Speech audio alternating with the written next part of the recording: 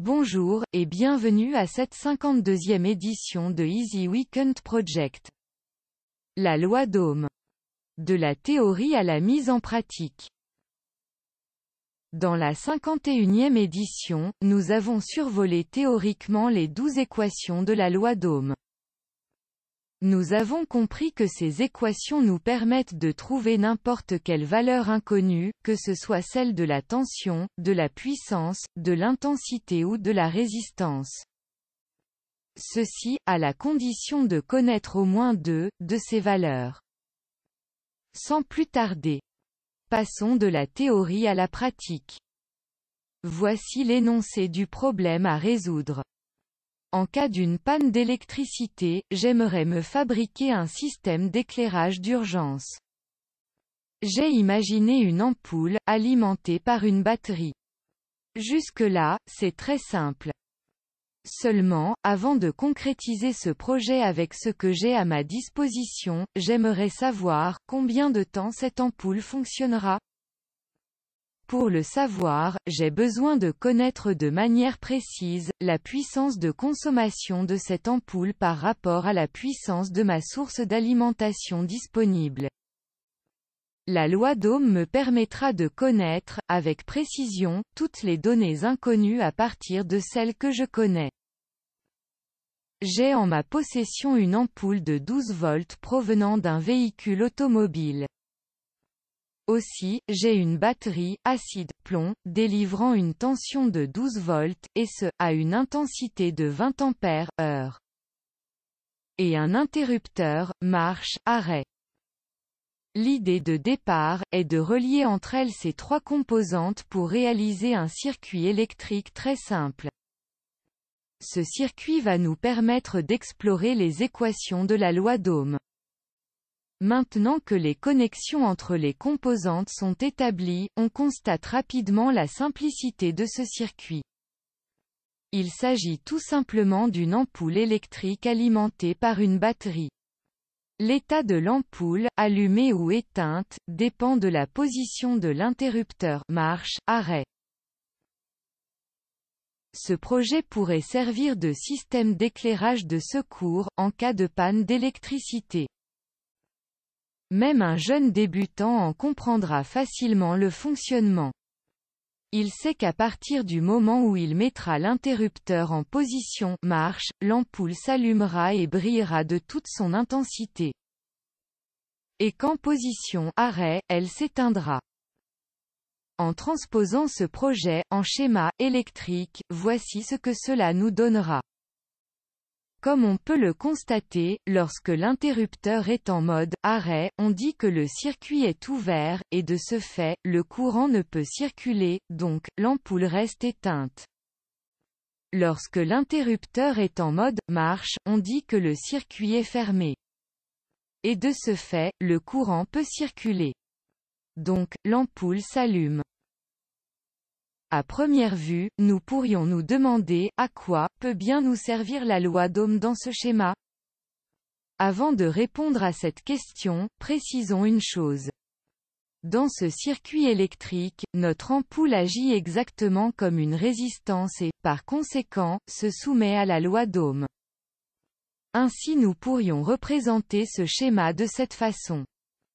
Mis à part les symboles de l'ampoule et de la résistance, ces deux schémas sont électriquement identiques.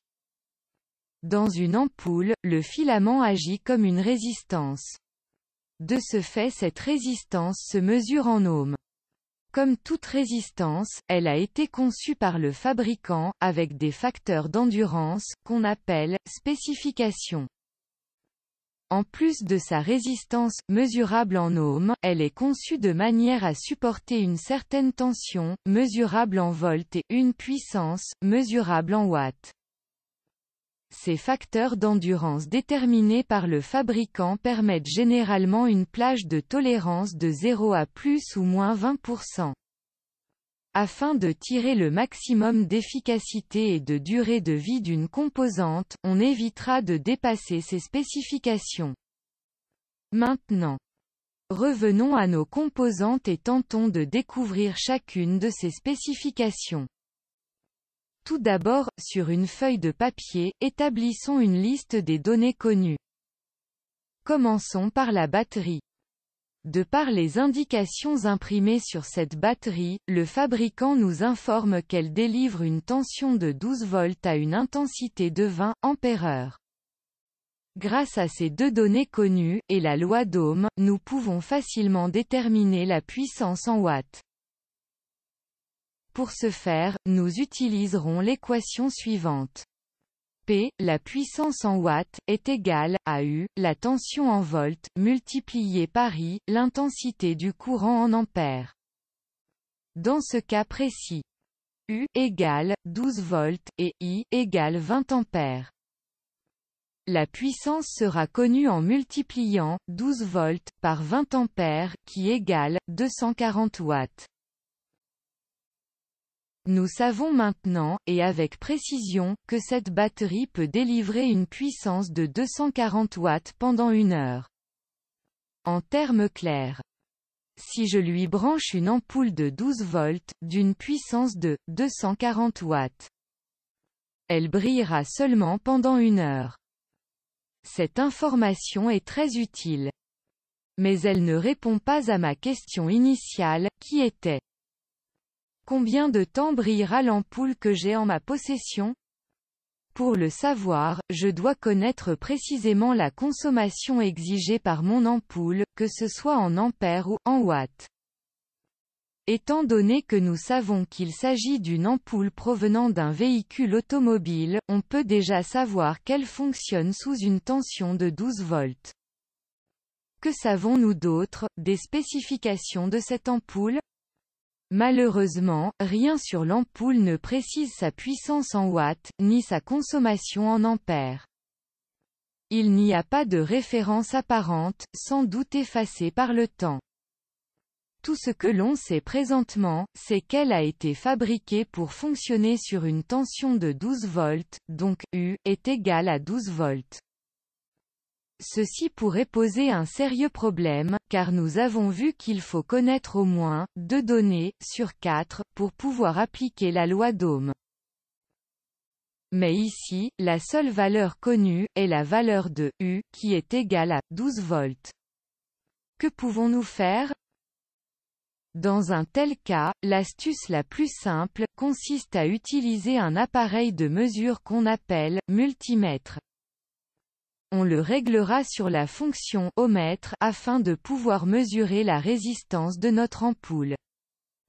Ici, l'ohmètre nous indique de manière précise que notre ampoule a une résistance de 6 ohms. On connaît maintenant une deuxième donnée. Celle de R. R égale 6 ohms.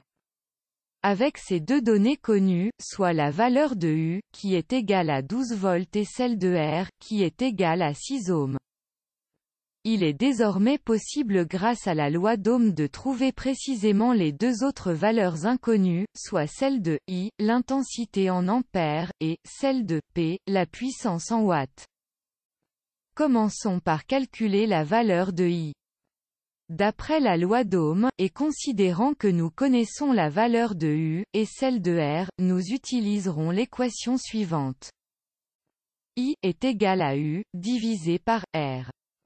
Ce qui veut dire, 12 volts, divisé par 6 ohms, égale 2 ampères.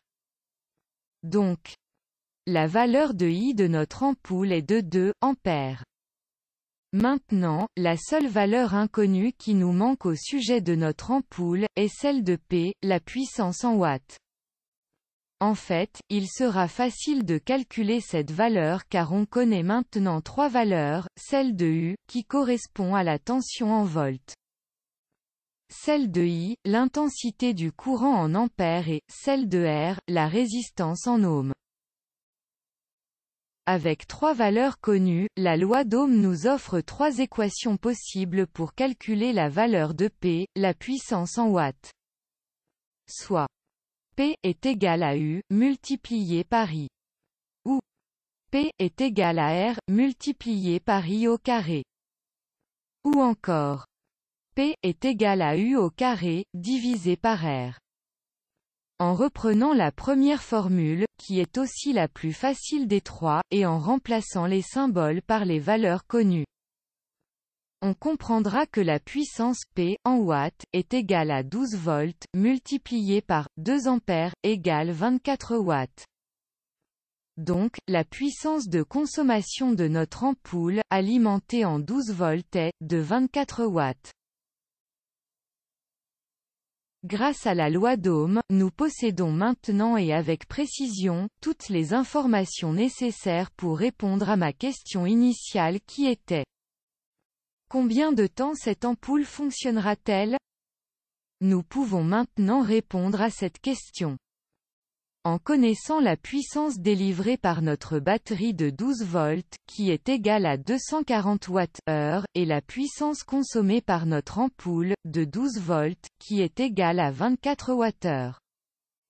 Il suffit tout simplement de diviser la puissance délivrée par la puissance consommée. Ce qui se traduit par 240 Wh, divisé par 24 Wh, égale 10 heures.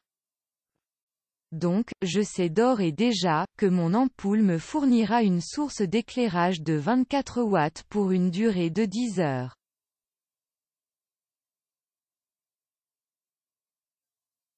J'espère que cette vidéo vous a plu, et surtout qu'elle vous a été utile pour mieux comprendre l'utilisation de la loi d'Ohm dans un circuit simple. Si vous avez aimé cette présentation, je vous invite à cliquer sur « J'aime ». Je vous invite également à vous abonner à cette chaîne, cela m'encourage fortement à développer d'autres présentations éducatives. Merci de votre attention, et à très bientôt.